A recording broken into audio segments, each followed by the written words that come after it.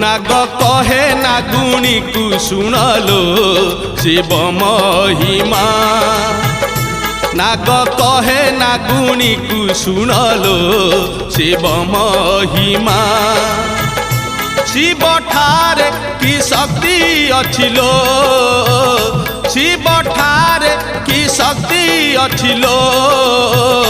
ध्यान करुछंती विष्णु ध्यान करुछंती ब्रह्मा ध्यान करुछंती विष्णु ध्यान करुछंती ब्रह्मा सुनलो शिव महिमा नाग कहे नागुणी को सुनलो शिव महिमा।